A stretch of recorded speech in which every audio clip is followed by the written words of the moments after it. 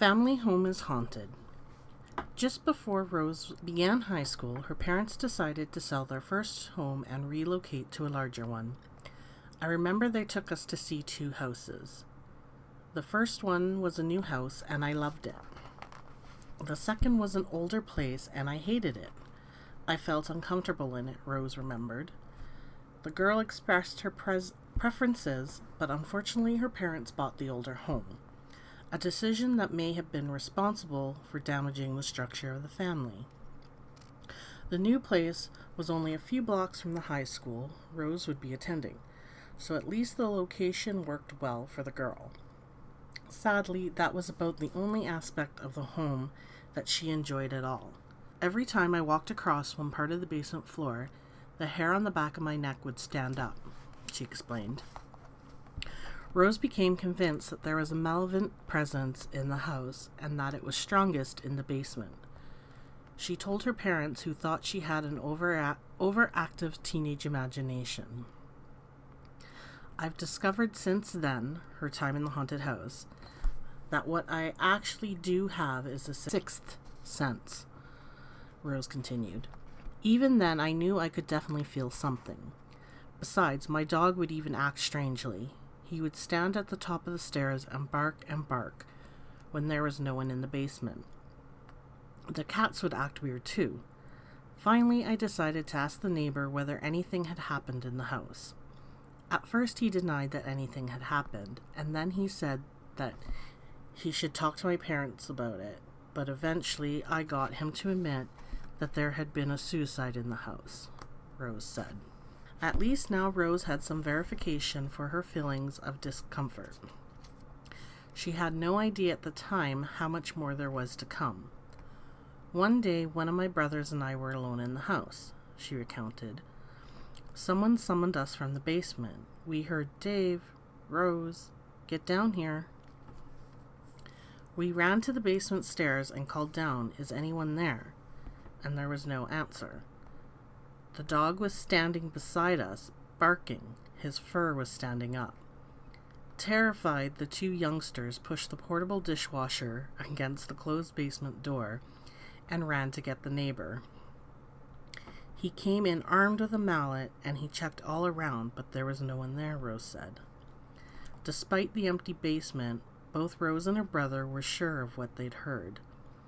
I can't say for sure it was a voice calling us, but we were definitely summoned in some way or another, she affirmed.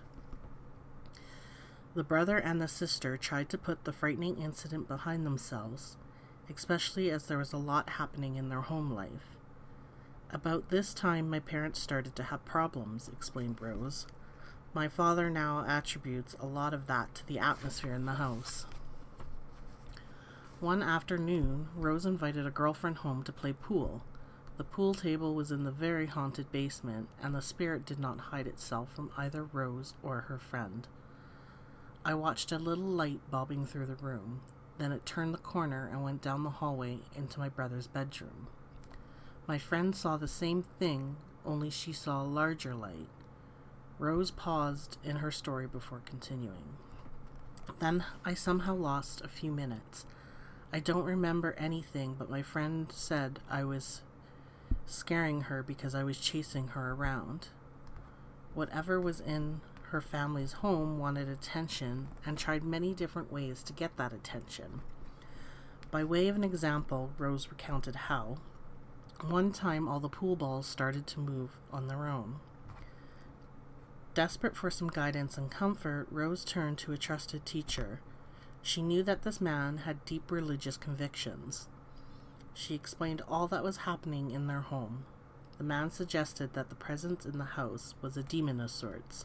He counseled her to wear a cross at all times and to confront the spirit by saying the Lord's Prayer as she went downstairs. After that, it pretty much left me alone, she said. Did the evil presence leave, I asked. No, Rose replied. It never left. I always felt a presence in that house. As the family grew, so did the number of people who were aware of the being. In one incident, the woman who became Rose's sister-in-law was laying on a bed in the basement bedroom. She heard a knock on her door and, thinking it was Rose's mother, called out, "Come in." The door remained closed, but the knock was repeated. "Come in," the woman repeated, but again the door remained closed. Wondering what the older woman might have wanted, she went upstairs to inquire. She asked my mother why she hadn't come into her room a few minutes ago. Rose commented, "My mother told her that she hadn't been downstairs at all." She explained that she'd been sitting doing her cross-stitch the whole time. Although the evil atmosphere was strongest in the basement, the spirit didn't attempt to enter Rose's mother's bedroom once. "Mum felt something watching her," Rose remarked, "but she had a cross over her room door, and I think that protected her." Rose lived in the house with the evil spirit for 8 years, and not a day went by that she wasn't sorry her parents had chose the house they did. "It still gives me goosebumps to talk about it," she admitted. "My oldest brother will just joke about it. My middle brother is very quiet and he won't say anything. My other brother was too young. He says he remembers a bit, but that's all." As is so often the case with a haunted house story, it's impossible to know which came first. Did the former occupant's suicide cause a dreadfully negative force to be left in the house? Or was the force already present so that it became a contributing factor in the suicide? What is known is the living in the house had a devastating effect on everyone's in Rose's family. Unknown sister provides protection. For years, David Gell hosted extremely popular weekend morning shows on CBC Radio. He frequently invited me to do interviews with him, which he later broadcast. It was gratifying to see how often these conversations would bring responses from the public. The following is one such story. In order not to lose any of the flavor of the tale, it is reprinted as George Wood wrote it in his letter to me. My father was a railroader, not given to contemplating the number of angels that could dance on the head of a pin. A practical man, matter of fact, a man as sane as a hammer. He left school at 14, having lost a year in bed to a rheumatic fever. He went immediately to work. Life was tough. Making a living was not easy and left little time for philosophizing here. Then is a story he told me when I was 16 or 17 and finishing high school. It amazed me, for I had never seen this dimension of the man. He worked for the old Grand Trunk Western Railroad, GTW. After 5 years on the job, he received his first pass. This entitled him to free passage anywhere in Western Canada where the GTW had track. When his holiday time rolled around, he decided to travel from his home in Portage-la-Prairie to Edmonton, where his mother's sister lived with her family. He had no intention of staying with them, but promised his mother he would look in. When he made his visit, Aunt Lou would hear of no other arrangement than that he stay with them. The family regarded Aunt Louise as somewhat strange, as she was known to have more than a passing interest in spiritualism and the ocelot. He slept there and took his meals with the family, but beyond that chose to make himself scarce, busy with what any young man of 19 or 20 might do, seeing the sights of the big city. What sights and how big the city might be judged by knowing that this would have been about 1920 or 1913. At the evening meal, a day or two before he was to leave, Aunt Lou announced that she was to have a séance the next evening. Although she'd never met the person, it delighted her to report that one of the country's leading mediums was to preside. She had been disturbed to learn that one of the 8 guests invited to participate would be unable to attend. "Jack, I wonder, would you care to sit in?" she asked. He was caught, lost for any kind of plausible excuse. As the group sat down to the table, the medium announced that he sensed the presence of an unbeliever. Dad, in his turn, sensed whom he meant. He regarded the entire event as a fraud. The medium then turned to him. "Jack, do you know a little girl named Mary?" "No," Jack replied.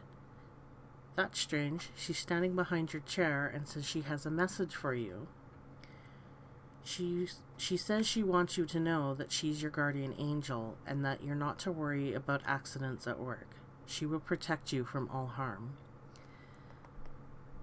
The medium then went on to describe her appearance. She was blue-eyed.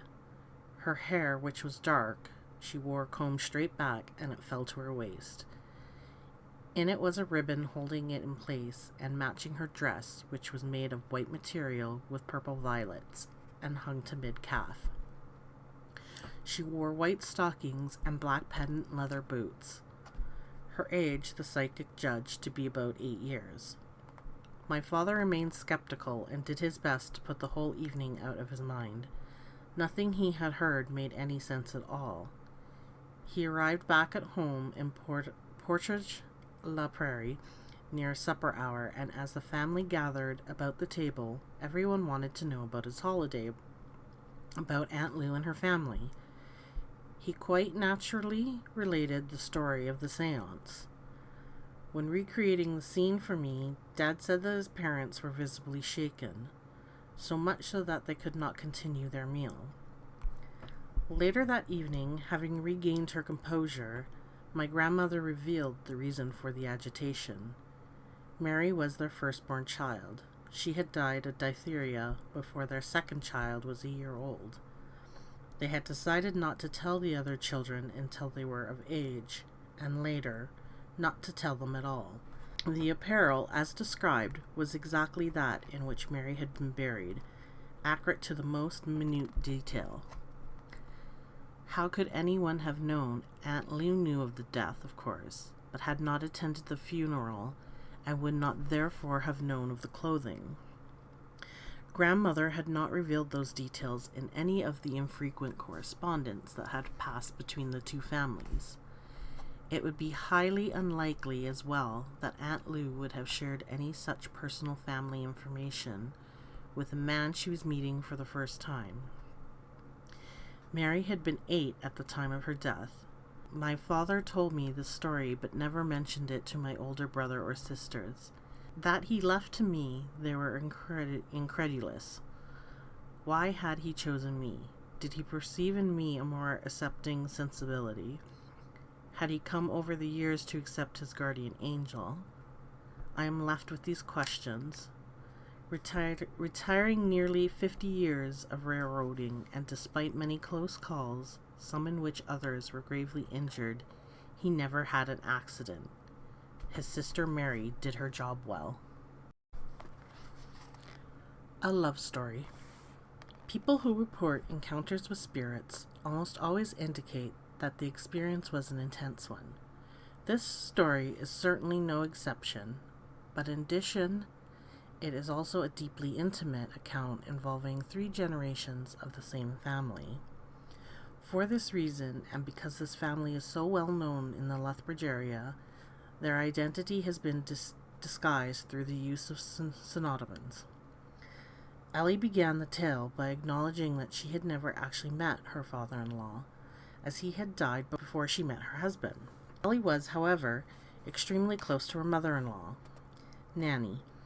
The older woman had been widowed in very early middle age, but remained very much in love with her husband.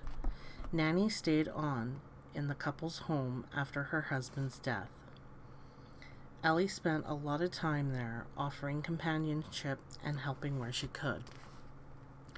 I always felt there was a presence in that house. I always felt there was someone looking out for me when I was there.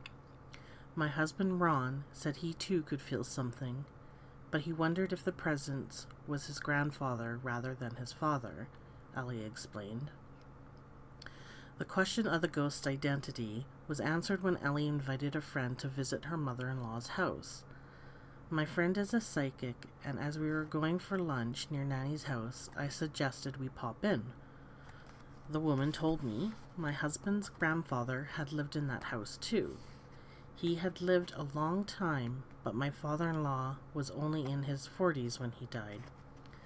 My friend told me the presence in the house was the spirit of a younger man. She told me he was earthbound, waiting for someone. From then on, there was little question and no concern about who was haunting the old family home. I always felt he was showing gratitude to me, Ellie said. He was very kind to me. If I was tired, I could lie down on a bed in that house and feel looked after. Ellie wasn't surprised to learn that her father-in-law had been something of an amateur magician and a practical joker in his day. She long felt those personality traits were part of the atmosphere in her mother-in-law's house. Neither Ellie nor her husband was concerned in the least about Nanny staying in an obviously haunted house. We agreed this was not a foreboding presence, Ellie confirmed. Nanny's good health held for years and years, but eventually with the help from Ellie and the rest of the family, the day came when she moved from her much-loved home to a senior's lodge. Selling the old place appeared to be an inevitability. Ellie's sons, who were adults by then, were especially disturbed by that possibility. One of the young men, Murray, had just married. He and his bride, Katie, decided they should buy the old place themselves. It felt like it was a good decision, Ellie revealed. Young Katie, however, was not so sure at first. I always felt as though someone was watching me, she explained. The discomfort she experienced obviously still fresh in her mind. My husband works nights. I'd be in bed in the room, and that was his grandmother's, and I could hear the squeaks of someone walking along the hall. The cats would stare, and the hair on the backs of their necks would stand up. One night, as Katie lay in bed listening to the sounds of footsteps along the hallway, making their way towards her bedroom door, she watched as the doorknob turned. I got the impression that I shouldn't have closed the bedroom door, she told me. I felt a presence come sweeping over me, checking me out. On another day, the young woman fell asleep on the living room couch. I woke up to a feeling that something was pulling me up from my body, Katie declared. Katie's sister was also made to feel uncomfortable by the presence in the house. My sister is very sensitive. One day she was visiting, and then all of a sudden she left saying, "I've got to get out of here." I always felt there was something in the hall, and I always got the impression I was being checked, Katie continued. One morning, about 5, I was in the bathroom getting ready to go to work, and I could hear music. It was a really old kind of music, and at the same time, I smelled something musty and sweet. All of this evidence went even further to convince both Katie and Ellie that the spirit in the old house was that of Nanny's long-deceased husband. He had first lived with his wife and then watched over her in that house for so many years that they surmised he must have wondered who Katie was and why she was there, where he thought his wife should have been. Eventually, I think the ghost and I just got used to each other, Katie assessed. Ellie added, Nanny died in March 1995, and there hasn't been any activity since then. That man waited for her all those years. Katie nodded in agreement. The presence that haunted the old Lethbridge house for nearly 50 years has finally been reunited with the love of his life. Together again at last, they have moved on to their final reward. A Ghost of Christmas Past. In the early 1980s, Craig, a pseudonym, invited his mother to visit him in his new apartment. He was so proud of his new place, the young man's mother informed me. As I walked into the apartment, I noticed a pair of his boots in the hall by the door. I reached down to touch them, and a realization struck me from out of nowhere. I knew that we wouldn't have Craig much longer. Obviously, this thought was extremely distressing to the woman, but being a practical sort, she put it out of her mind as best she could. After all, her son was perfectly healthy and in the prime of his life. There was no reason at all to suspect this unbidden thought was anything close to accurate. Tragically, less than 2 weeks later, that seemingly random thought proved to have been a premonition. Craig was dead, the victim of a road accident. Craig's little niece, Lori, was a toddler at the time. She'd been the apple of her uncle's eye, but of course she was far too young to realize the implications of the family's dreadful loss.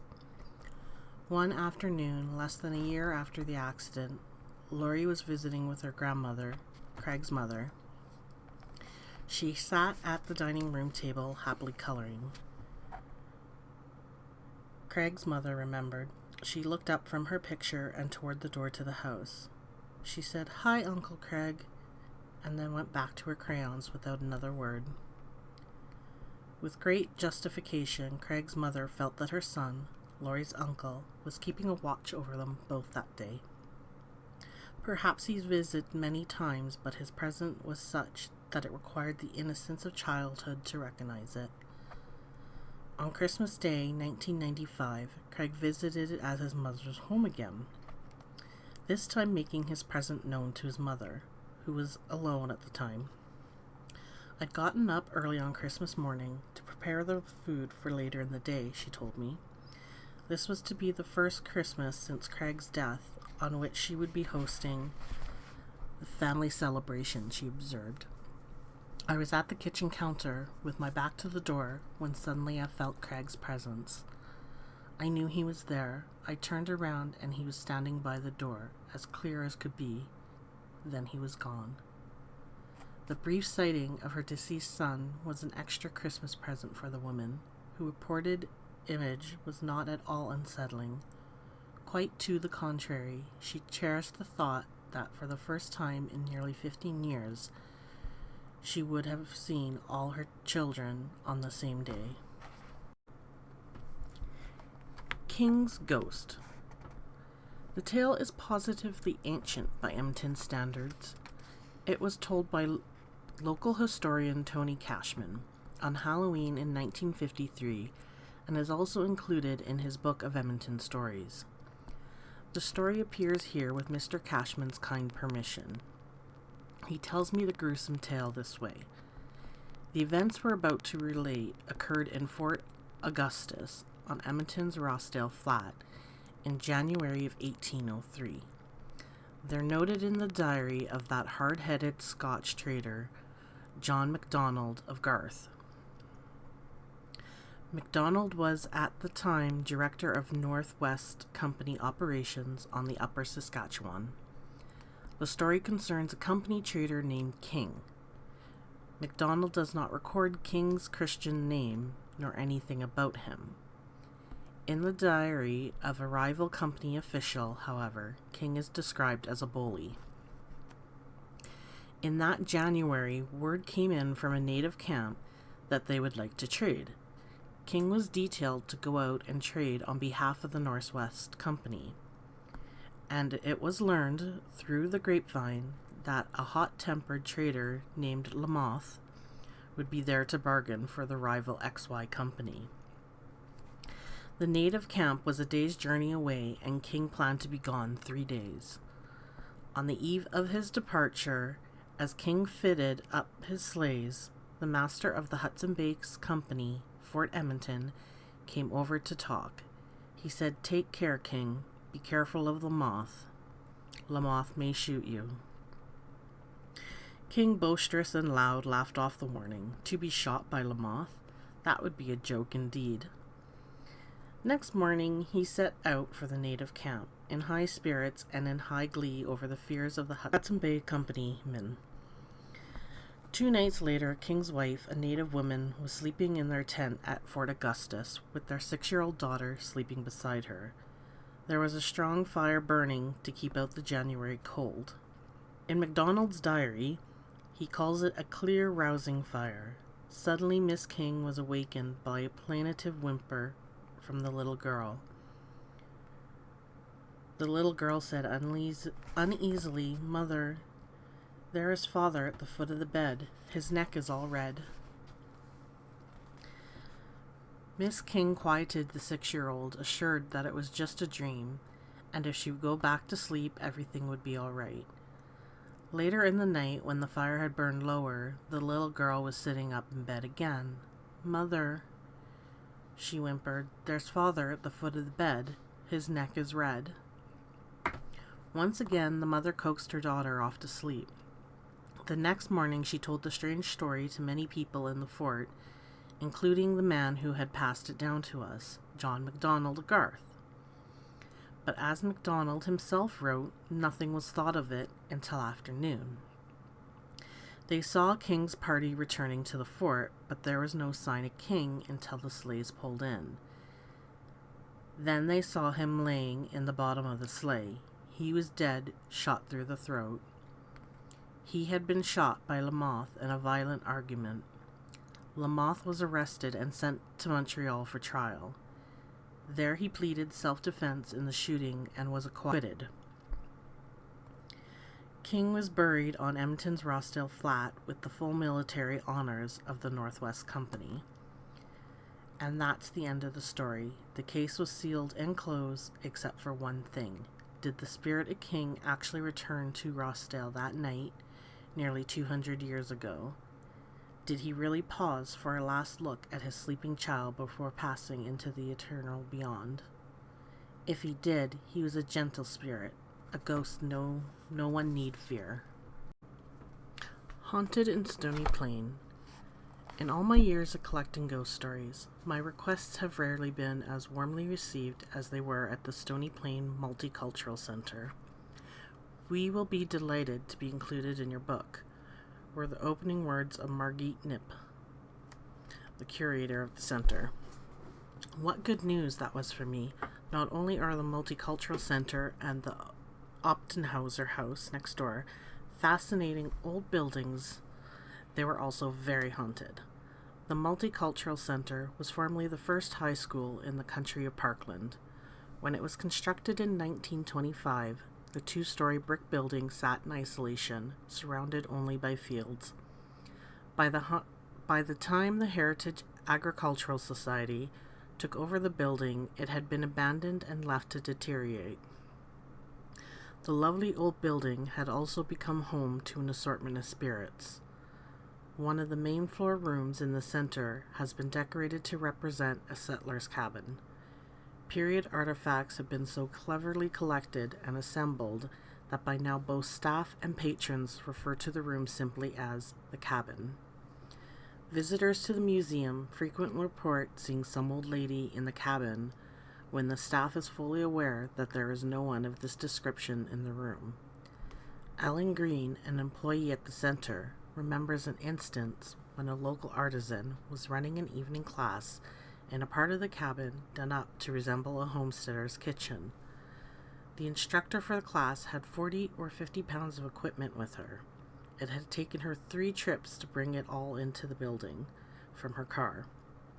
After the class was over and her students had left, the woman was packing up, getting ready to leave.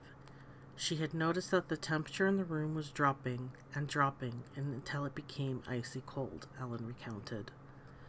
The woman had keys to the place and was supposed to lock up and turn on the security system. Apparently, while she was putting her things away, she suddenly felt someone staring at the back of her neck. The stare and the sudden extreme cold she was managing to tolerate, but when she also felt some unseen presence demand that she leave the building, it became more than she could bear. The instructor was so unnerved by the feeling that she picked up everything she'd brought in and ran from the building. She got the building locked, but she didn't take the time to set up the security alarm. The next morning, the woman phoned the center. She was obviously still greatly troubled by her experience the evening before. Ellen remembers being told that the woman was nearly unintelligible. The staff member she was talking to thought at first that something unfortunate must have happened to her in the parking lot. She said she'd never ever come back. After a time, the woman calmed down enough to explain that she was sure there had been a ghost in the building, and that whoever or whatever it was no longer wanted her there. It scared the living daylights out of her, Ellen recalled. Ellen has never had a personal ghost experience in the center, but she is certainly well aware of the presence next door in the Oppenhauser house. One day, several years ago in the summer, I was doing some typing in my office. It's on the upper level of the Oppenhauser house, and in a former bedroom. A woman about 40 years old came up and started talking to me. She told me that her mother had once worked cleaning in the house, and that occasionally as a youngster she would go to work with her mother. When the visitor left, Ellen went back to her typing. Immediately after she left, I noticed a smell. It was a men's cologne, one that I didn't recognize. I didn't think too much of it until I realized that we didn't have any men on staff at the time except a maintenance man who worked at night. I got up from my desk to investigate. The smell was everywhere and nowhere. I brought other people up to my office and they smelled it too. The sweet smell continued intermittently over the next 2 weeks and gradually faded. No source for the odor was ever found. Ellen is convinced that there is a connection between the woman's visit and the sudden arrival of the fragrance. I think the woman's visit caused some sort of disturbance in the forest, she surmised. The wafting odor wasn't the only evidence of disturbance. We have ice cream parlor type chairs in one room upstairs. We would leave them around a table in the center of the room, but we'd always come back to find them up against the wall, Ellen explained.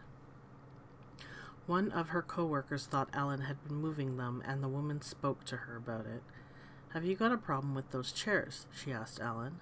When they informed one another that they certainly weren't the ones responsible for the furniture rearrangement, the woman realized that this too had begun occurring just after the visit by the woman who was once connected with the house and its original owners. Like the cologne odor, the strange movements also stopped occurring over the next 2 weeks, and neither has ever returned. Neither has the woman who, as a youngster, used to visit the house frequently. Another employee, Debbie Truckee, actually saw a man's face as she was locking up the multicultural center. "It's a very short story," she explained with a nervous laugh. "I saw the face and I ran." Thankfully, after some gentle prodding, Debbie related the incident in more detail. "I was alone. I had the late night shift on a Sunday night. Fortunately, it was summer, so it wasn't dark. I was locking up, and when I got to the south doors by the Oppenhauser house, I looked up and saw a face," she recalled. Although she didn't recognize the man's face from any pictures she'd ever seen in the center, she did notice that his collar was funny. It was high and white. Startled, Debbie fled from the building. She's happy to report that she never saw the face again.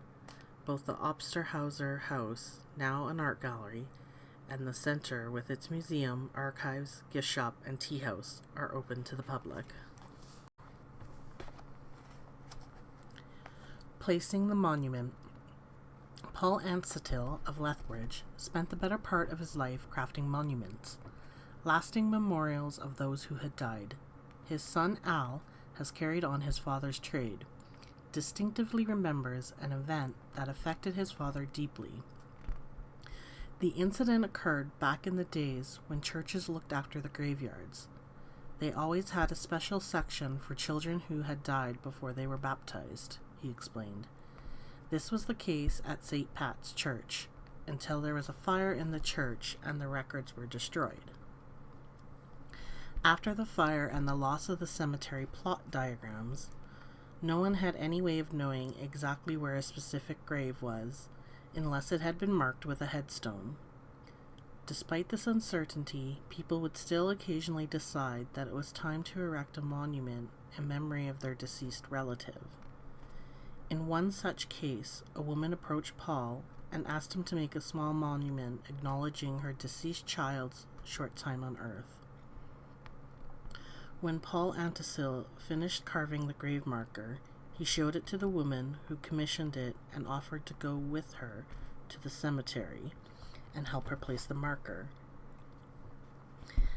Dad took the lady to the cemetery, son Al recalled.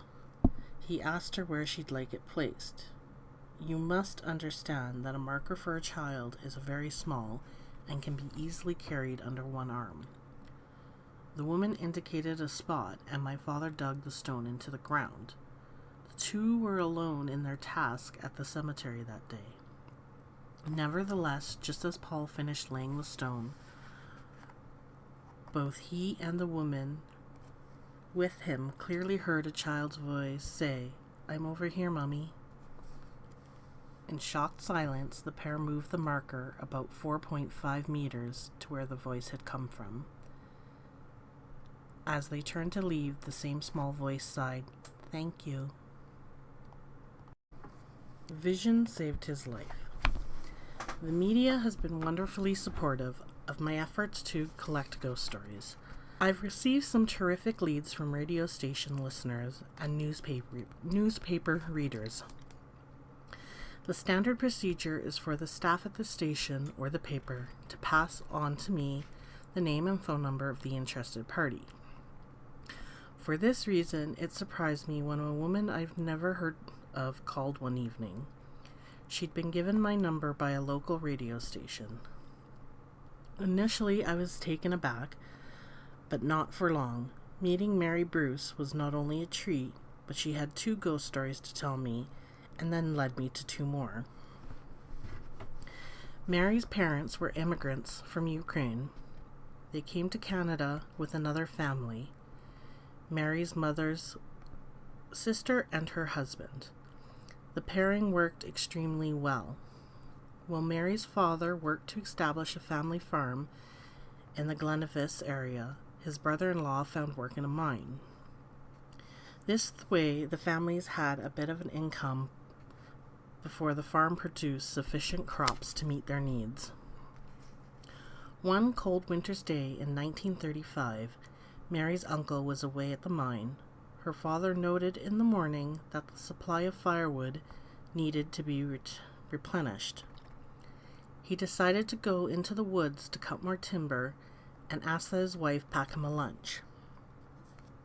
He walked the 5 kilometers quickly and worked at felling and branching trees all morning. The sun shone brightly and the forest blocked the wind, so despite the low temperature, the man ate his lunch in comfort, enjoying his surroundings and perhaps reflecting on how well the difficult choice to immigrate had turned out. Content and temporarily warm in spite of the winter conditions, having a full morning's work and a satisfying lunch under his belt, the man began to doze off. No sooner had he lost consciousness than he heard footsteps crunching through the snow. The sound jolted him awake, and he looked up to see his brother-in-law, the miner, standing nearby. When he called out to the man, the image disappeared. Puzzled, Mary's father packed up his belongings and headed further into the forest to finish chopping wood. When he arrived home that evening, he was surprised to find the local storekeeper waiting for him. As the store had the only phone for kilometers around, the proprietor frequently delivered messages to the surrounding farms. Today he had an especially sad communication for Mary's father. His brother-in-law, the one who had wakened him from his midday nap, had died that afternoon in the coal mine more than 300 kilometers from where Mary's father saw him. Significantly, if the apparition had not wakened him, Mary's father might have also died that day. On a day as cold as that, even in a spot that is temporarily warm, hypothermia can be a very real threat. Grandfather watches over boy. This story was passed along to me by fellow folklore collector Catherine Carter. A young family lived on an acreage just outside of Edmonton in the 1970s. They had 2 small children and had just adopted a third, a Métis boy. One evening, Lana, a pseudonym, the children's mother, sat in a rocking chair beside the glass patio doors. She held her Métis child and watched as large flakes of snow fell on the deck beyond the patio doors. Her gaze through the window was aimless, her thoughts unfocused. Then, apparently out of nowhere, a native man appeared, wearing only a loincloth. Lana's heart pounded as she watched the man pass through the glass doors without opening them. He appeared angry and hovered near her as she clutched the child protectively. "What are you doing?" he demanded. Lana was too shocked to speak. The visitor continued, "I am this child's grandfather and guardian. I want to know what you were doing with him." Stumbling through explanations, Lana tried to convey the love she felt for her chosen son. The native man, seemingly placated, nodded and passed back through the doors and out into the night. Lana never forgot her unusual visitor. Some months later, the baby became ill. Lana called a friend and asked that he babysit the other children while she and her husband took the ailing boy to the hospital. As they arrived back home from their emergency trip, they saw their friend standing at the window anticipating their return. "He was here," exclaimed the friend as soon as Lana and her husband entered the house. Lana correctly assumed she knew exactly who the man was referring to, but for confirmation she asked, "Who was here?" "Your son's grandfather was here. He demanded to know about the boy's health." These visits from the boy's grandfather, guardian, continued every time the baby fell ill. When the child outgrew his illnesses, the visits ceased.